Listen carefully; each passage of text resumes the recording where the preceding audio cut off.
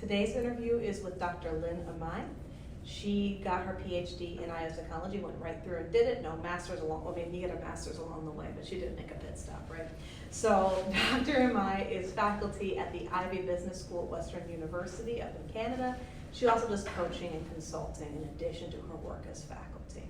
So in today's interview, you're going to hear more about how she got into IO psychology, how she chose her PhD program, and what she is currently doing with IO in her various jobs. So, of course, stay tuned. So I was going to say thank you so much, Lynn, for joining us today on the Soapbox. For those of you out there in the grand wide world of YouTube, I think we're up to 4 people watching now, all 4 people watching. Lynn and I actually went to graduate school together. So Lynn graduated a couple years ahead of me with her PhD from the University of Maryland. So I appreciate you coming on to chat today. And why don't you tell us a little bit about who you are, just to start with. Who are you? Yeah, sure. Thanks for having me, Juliet. It's so great to talk to you. It's been a while. Right. I really miss my Maryland grad school cohorts. So right now I am sort of spanning different worlds. So I'm partly a academic. I'm a part-time professor of organizational behavior at Ivy Business School at Western University, which is in Canada. I'm about halfway between Toronto and Detroit. I live in Toronto, and I'm also doing coaching, consulting in the organizational sense at a private practice firm in Toronto with a bunch of IO psychologists and counseling psychologists. So my life is kind of, right now it's teaching focused and practice focused, but before it was very much a research focused academic professor gig that I was doing. So we got a lot to unpack there, but let's just go ahead and... Sounds like therapy. Right? That's kind of what we're going to do. We're going to sit down. I hope you're on a couch. I hope you're real comfortable.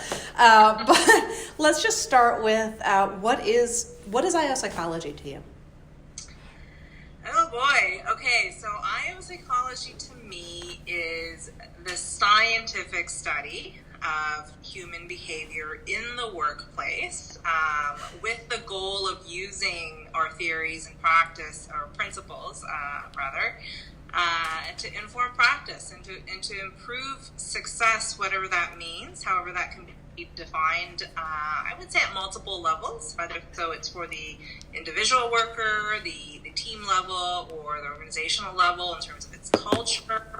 I think that's how I would put it. You sure you're not still an academic? What's that? that was a very textbook, right? Yeah. That was very textbook. You could be writing those. Have you thought about that? Maybe that's my next thing. I don't know. So, sounds kind of broad. What got you interested in something that sounds so completely broad in the first place? My journey has been a long one. So I did my undergrad in psychology at University of Toronto. And like many undergraduates, probably even now, I was interested in either clinical or IO psychology, the applied branches of psychology. My undergrad program didn't have a clinical arm. It was very much experiential. So there was a lot of social psych and personality and cognitive and all that. But I was sort of, kind of reading into different careers in psychology. I remember reading like an APA book on psychology careers, and there was this IO piece that seemed really practical. And I have to admit that at that age, in my early 20s, I was concerned about, having something more lucrative so that, I could have something to fall back on. I think I was making a safe choice back then. But the only person who had an IO psychology degree who was faculty on campus was Gary Latham, the goal-setting guy. Oh, yeah. So not knowing anything, I just kind of walked into the business school and his door was open, and I asked if I could do research with him to kind of get my feet wet. And he said, if you can bring me a publishable manuscript intro and methods in a month. Holy shit. And crazy me, I actually did it, right? So that he became my undergrad advisor, and then I went to grad school from there after I graduated. Oh my gosh.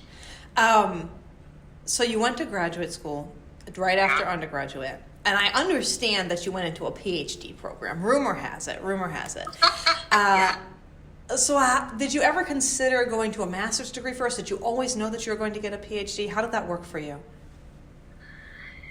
You know, I have to admit, and I think this lack of foresight on my part will be helpful to particularly undergrads who are listening right now who are considering graduate school. So for me, I was too blinded by this long path that psychology has, with PhD often being the entry-level position for many research positions or whatever. And so I didn't really think about it. I just applied to the top, IO schools, or the schools that had interesting faculty in terms of topics I was interested in. And just coincidentally, maybe more back then also, the master's was always combined with the PhD. Yeah. For me, it was my choices for school were really driven by individual faculty and their research topics.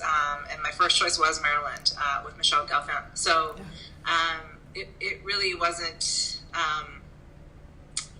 I didn't really think to stop and think, well, what about terminal masters? I think in my, 21-year-old brain, it was, what's the top ranking school, and what am I supposed to do as a psychologist, and okay, PhD. That was my understanding of it, but there's a whole world out there where there's many applications you could do at the master's level, as you know, and as you're wonderfully have put together a program for that. So. True. I hear that's a thing. You kind of talked about this a little bit, how you prioritize programs that had the faculty that you're interested in. How many programs did you have on your list? How did you narrow down to that number? Like while you were applying to your PhD programs, what did that scope look like? Oh, man. I'm a pretty detail-oriented person. I love Excel sheets, as you do. But I think I compiled a list of anywhere like 30, 40, something like that. Pretty much my strategy was good shots, like fair chance, maybes, and then long shots. Mm-hmm. But that's how I kind of tried to rank order them when I was picking. So I'm just making sure not to just apply to, the super competitive ones. Right? I mean, they're all competitive. Yes, they are.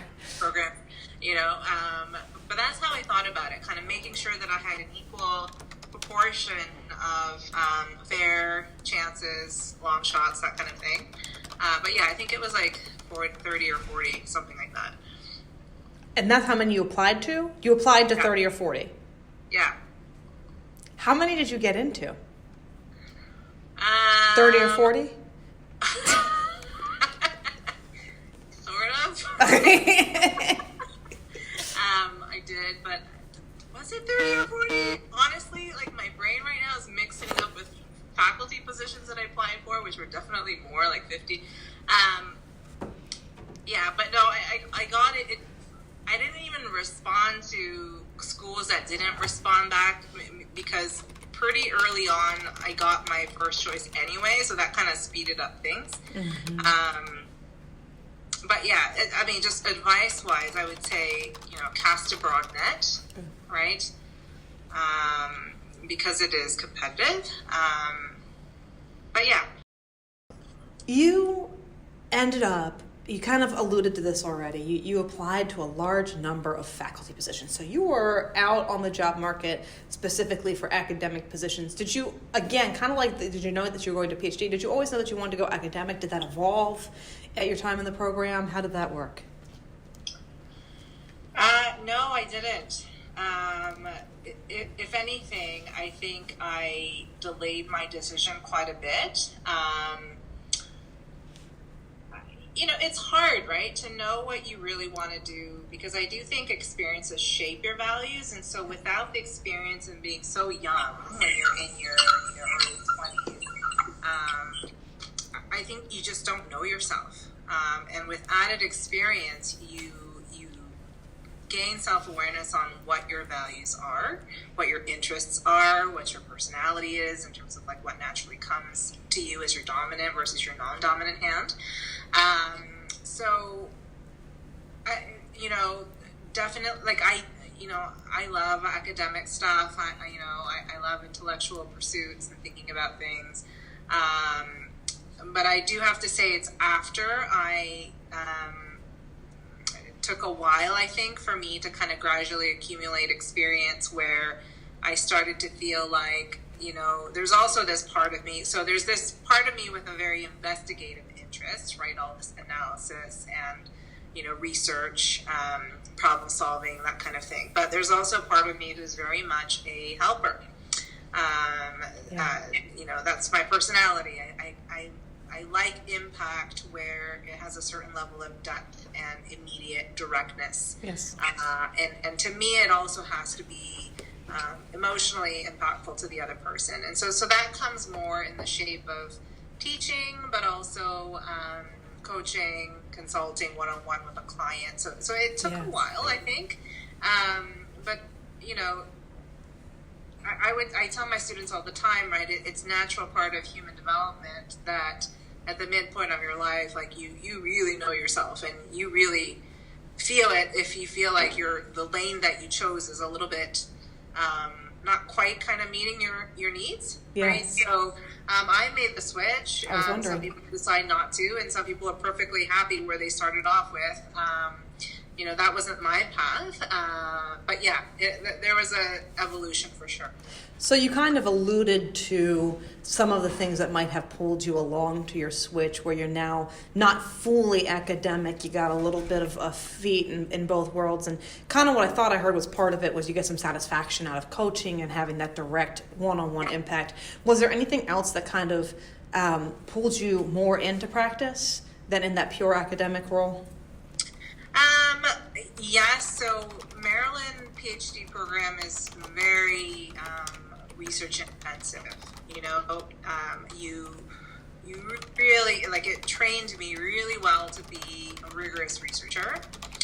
But the business school faculty position that I took right after, it's one of the 3 business schools in North America that has a really intense applied focus.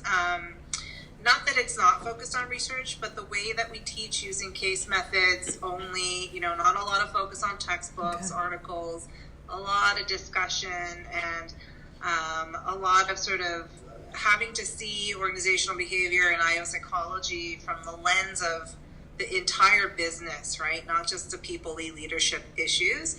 I think that really kind of gave me a whole new world of sort of seeing IO psychology issues from a world where it's like a bird's eye view of the leader, where you're not just leading with people issues, but strategy and finance and operations and all that kind of stuff. I think moving in that direction then kind of expanded my world, and then interacting with students one-on-one with those issues, I think pushed me more towards practice. And also, like, I really enjoyed the 5-10% of my time that I spent privately, speaking to students in my office. And that's something that technically is not rewarded in academia, right? You're rewarded for research and teaching primarily. But in my mind, it was like, okay, so how do I make this 5-10% that I really enjoy into 75% of my world? So that's how I thought about it. I love it. And I'm really curious right now because, of course, in IO, we got all these little terms that we like to throw around. So if you look at like the for the Society of Industrial Organizational Psychology, for example, when you look at their awards page, they tend to have award for science, award for practice, award for teaching. But then we also talk about things like being a scientist practitioner, and we've got all these different kind of terms that really kind of hit at what your professional identity is. And you have kind of you're in an interesting place right now in that we tend to think about careers as being academic or being practice, and you currently have a bit of both worlds. So how has your professional identity as an IO psychologist kind of evolved over time? Like, how do you think about yourself, if at all, in that way? Does that question kind of make sense? That's a really great question, because I think IO does have a certain research versus practice identity conflict. To be quite frank, this is just my view, right? It might be controversial to some. I think people throw around this research practitioner kind of model, making it sound as if that bridge is actually easier than it actually is. Research, if you do rigorous research in the sense of, being obsessed with validity and, getting rid of confounds and making causal claims and all that, you are stripping away the context in the world to really understand a particular phenomenon. And in the real world, sometimes that context is everything, right? And by the time that you have taken a research theory or principle, whatever, and then you've plucked it into the real world and try to understand what's going on in the real world, the context that matters in the real world, so let's say it's like a company, environment that keeps changing all the time, right? It could be that theory doesn't really apply anymore, right? And so I think it's doable, but I think it's harder than it sounds, kind of preaching this research practitioner model. And also when I was teaching with cases, like with particular business situations, you can apply the research where it applies, but you're giving important weight to that particular situation, that particular person, that particular context in that one point in time. So I think the integration is hard, but I see myself conflicted also. I mean, I've always been this bicultural identity crisis person. That's what got me into grad school, and now I have a little bit of that across science and practice, especially, interacting with counseling, clinical psych people in my firm. That's a whole nother thing, right? Where you're dealing with an individual client and they're not a statistic. So how do you take into account their individual reality? So I think I see the world through different lenses, and just like my bicultural identity, it's not necessarily always a hybrid, it's sort of one or the other probably. But yeah, I go back and forth, but definitely I try to use a research lens to understand the real world, and then adjust it, and then I look at the real world, and then I think about, well, can this generalize to research findings that we know of? So I go back and forth for sure. That's cool. Yeah. I appreciate that. I actually, because it's something that I wrestle with a lot myself. I don't know if I talked to you a lot when I was on the job market, but every time that I applied for an applied job, they told me I looked too academic. And every time I applied for an academic job, they told me I looked too applied. So it was something that I kind of was always like, but wait, I thought we were supposed to kind of be in both worlds. But now the messaging that I'm getting is you need to pick your lane. They want a clean narrative. And there's nothing about my narrative that's clean.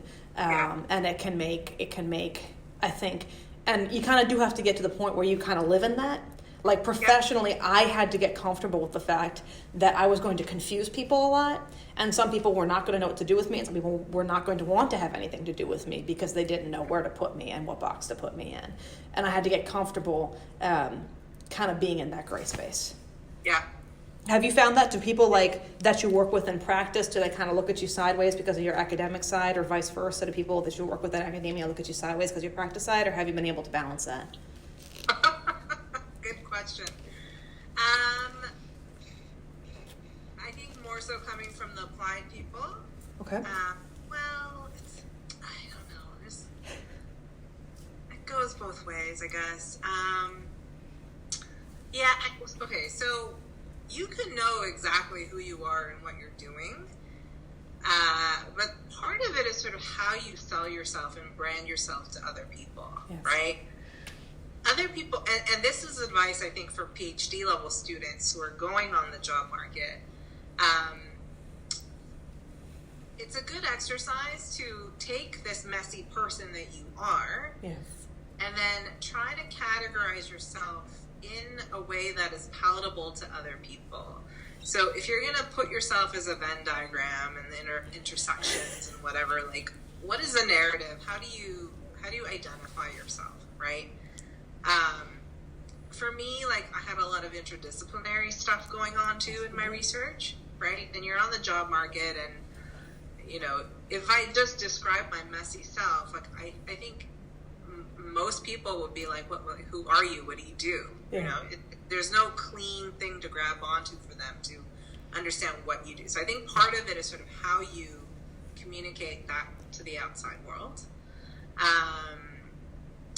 But yeah, I mean, one thing I found out writing bios in the applied world is that I'm really bad at writing professional bios. Like, I still sound like an academic, and my colleagues make fun of me, like, can you please write like you're in high school, like, can you, like, you know, like, tone it down and like write, you know, like a normal person. And I was like, oh yeah, like, I really do write like an academic all the time, right? It's wordy, sentences, it's complicated. Thus, therefore, heretofore.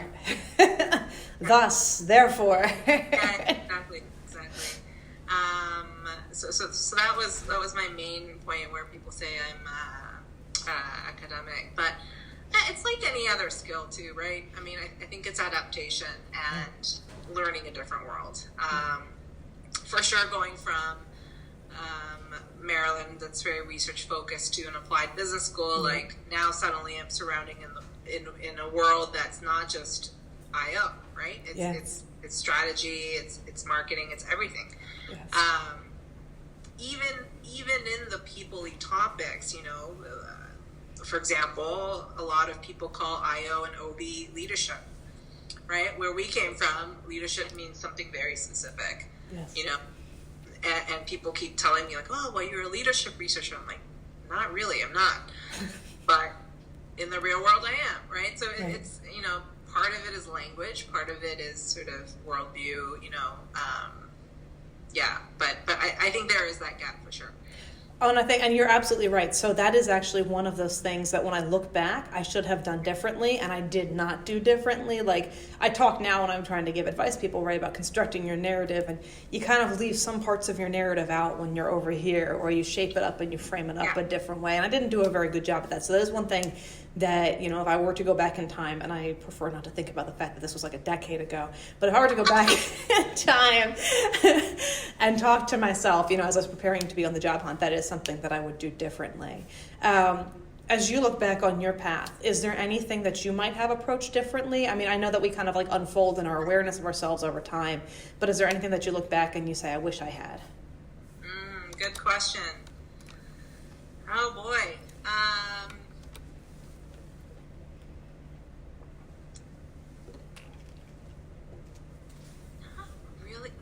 I think for me personally, I think this whole transition could have happened a little bit sooner. Okay. And this is advice in an older person's ramblings about life in general to anybody.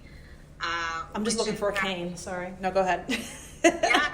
No, I mean, like, so society, school, like, we don't learn to really use any kind of framework to think about what are the criteria that's important to us, right? Mm-hmm. We kind of just get socialized, we fall into a lane, and then for some people, they suddenly realize, like, oh my God, what am I doing? Yeah. For other people, it's totally fine. I think for me, I probably tended to have a little more inertia than I think I could have had more movement in terms of much more self-reflection and really being true to my inner voice, which really did value that individual impact piece more sooner. But then again, to be fair to myself, like I think I needed experience to really come to that conclusion also. Right. So I wouldn't blame it totally on inertia, but it's an evolution, right? But there's a lot in psychology, it's a long field. If you do the PhD, it's a lot of years, a lot of socialization, right? We all know that, we have our professional identities, we have our methodological identities, right? As a researcher, as a practitioner, whatever, we have so many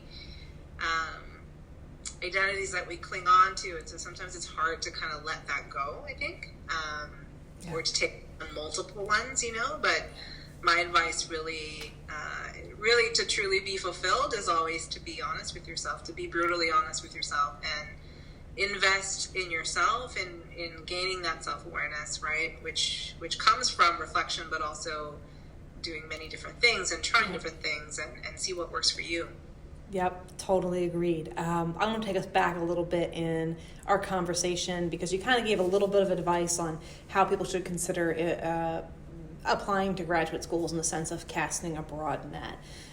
Did you have any other advice in terms of what folks should do when they're applying to graduate school in IO psychology? Okay. For a master's or PhD or? What you got? I can, the terminal master's level stuff. I'll approach it more from my own experience then, because I guess that's what I can speak to the most. Yes. So if you need structure to break down this totally daunting process of applying to graduate school, I'm pretty sure they still publish it, but the APA has a book it's actually called How to Get into Graduate School in Psychology or something like that. And it has these worksheets, and it tells you step by step, how to research the schools, how to analyze the schools in terms of probability of getting in, how to organize and be organized and be strategic and informed in how you apply to these schools. So definitely that book I recommend. In terms of other advice, being on the faculty side, also admitting graduate students and being on the selection end, we're always looking for people who know what they're getting themselves into, right? Research, IO psychology PhD research is you're getting research skills, right? Yes. And so there's a lot of applications that come in where it kind of feels like people are applying for the sake of applying because that's the next thing that you're supposed to do in psych. Yes. Versus somebody who really understands what the daily nitty-gritty research is about, and they have experience in that to know what it's about, and they desire that, and they have a sense of some kind of research theme that they want to pursue. I think that's what comes across in your personal statement and interviews, right? So I think that's really important. Other advice, for me, I had a very specific research interest, which was cross-cultural psych, and there's not a lot of people who do that, right? Yes. So for me, it was sort of an easy way to kind of just look up faculty who are interested in that and apply to those schools, right? The 30-40 schools, honestly, the places where I really wanted to go were only two places. And Maryland was one of them. So luckily I got in, but, so researching faculty, right? I think that's really important. And I think as any Maryland grad would tell you, there's much more to your graduate school student success than individual talent or motivation. I think a lot has to do also with your socialization. And are you in an environment that really encourages and fosters your own thinking and your creativity? So Maryland definitely had a wonderful culture, where I felt like it was a culture where it really respected diversity and individual strengths and uniqueness. But at the same time, it was very collective. It was a very strong culture in that sense of a lot of shared values. Yes. It was always open doors with faculty and with other students. And I remember, Juliet, we had many discussions about stats and, whatever it was that I needed your help with. Everyone's doing that for each other and yes. whatever strengths that they have, right? And so I think, when you apply, hopefully you get to visit the school and make sure you get a sense of, what the culture is like. I think that's really important. Yeah. Completely agreed. So let's kind of fast forward to the next stage. When you were finishing up your graduate school journey, you were applying for academic positions, and you gave us a little teaser that you might have applied to up to 50 academic positions, which I swear to you, I did not think there were that many per year in this field. So talk to us a little bit about how did you decide which positions to apply to, and what advice you would have for anybody who wants to go into an academic position? Okay. So when I was on the job market, it was 2009. So it was a horrible time, right? Yeah. In some ways, the decision to apply to various schools, so I approached it as both IO faculty positions and business school positions, but it was easy for me because no psych department was hiring that year. Damn. Total economic, downturn. So I applied to a lot of business schools, and advice in terms of business schools. I mean, again, know what's important to you. And it's hard to know what's important to you when you haven't experienced yet. But some of the things you should be thinking about are things like, it's kind of like grad school all over again, right? Yeah. Can you surround yourself with great people that you can learn from, right? You can always learn from people who are stronger at you at something. Is there a great culture there? What kind of academic job do you care about? Do you care more about teaching, right? Do you care more about research? If it's research, are you going to have time? Like, what's the number of preps that you need to do for teaching? What are the tenure standards like? Or do you have access to really great PhD students who can help you with your research program, that sort of thing? Yeah. I stopped and made like a little face, not because you're not saying interesting things, but because your face is now frozen on our screen.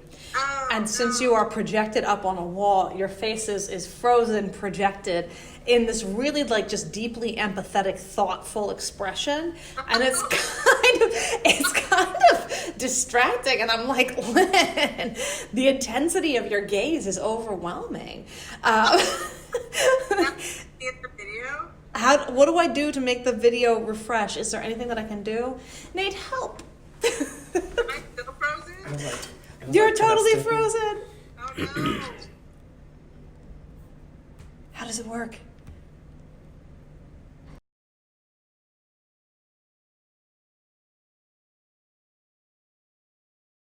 We've reached the stage of our conversation where I just kind of want to hear about all the cool shit that you're doing. If you have any fun IOE type stories, either as a researcher or as a professor or as a practitioner, like talk to us a little bit about what you've defined IO, but now what does it look like for you and what are some fun stories? Okay, so I'll tell you about the favorite teaching gig that I had and I still do now. And as always, it's interdisciplinary, but I run this program, this global program for Masters of International Business students, and it's their international practicum in their graduate degree. So I send small teams of students to India, to Vietnam and Peru. It used to be Nicaragua, but the country is having a difficult time right now. And I set them up to do internships and basically consulting work to mainly strategy consulting. So like all sorts of business issues, not just leadership, people issues or culture issues. And yeah, they consult and make a really, they solve a problem for the business that's critical to their future success. And they are right there with the top management, making real positive impact. I kind of see it as, so I partner with former management consultants who are now in the travel industry, and they're entrepreneurs who run, experiential teaching programs. And so we kind of put our strengths together, and we give them this experience that is a mix of strategy, consulting. There's a little bit, I throw in a lot of like cross-cultural IO, OB, experiential learning, right? So that's where I put my IO, inject my IO background into there to make sure that like the students experience things that they can't learn in the classroom, right? Having a tolerance for ambiguity and gaining self-awareness and maintaining a growth mindset in a high-pressure environment. All of these things, they're life skills in my mind. 1 second. That is hard to teach in the classroom. Yeah. My practice, I do like a lot of cross-cultural sort of applied coaching, and so really at the individual level then kind of helping people kind of make sense of their own cultural lenses that they bring into the world, and sort of pointing out, coaching them how to see the world from a different lens, and gaining self-awareness, but at an individual level. I do a lot of also, interestingly, like with that, like a lot of the counseling stuff comes in too, because it's hard, right? It's hard when your belief systems and values are kind of turned upside down. But also at the company level, so like workshops on diversity and culture related issues, and also kind of your classic IO consulting in terms of helping an organization kind of improve their performance or engagement or any of those things. So yeah, it's a portfolio career really. Yeah. And there's a whole lot of stuff going on, and it's the variety that I purposely have sought at this stage of my life, which I didn't start off with being a research academic, but it's great, and awesome. I get to live in a cool city.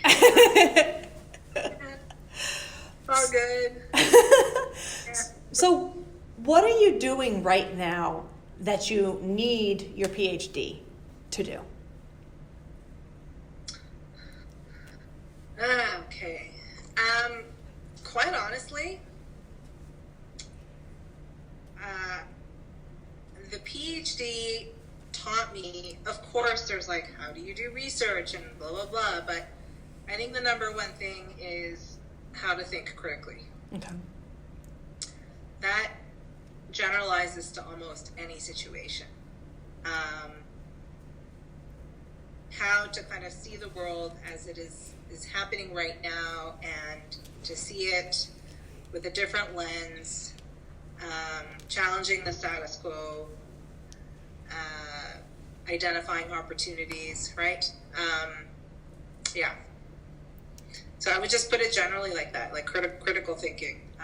You get trained to think well. So it's a skill that you developed while you were getting it that's been so essential for everything else that you've done. Absolutely. Awesome. All right, so you alluded to some changes. To kind of close this out, I want to get your perspective on IO psychology, because you kind of alluded to some changes in maybe the educational model, because you mentioned that, back when you were looking at PhD programs, most master's programs are part of PhD programs. What do you see changing in IO psychology right now and in the future?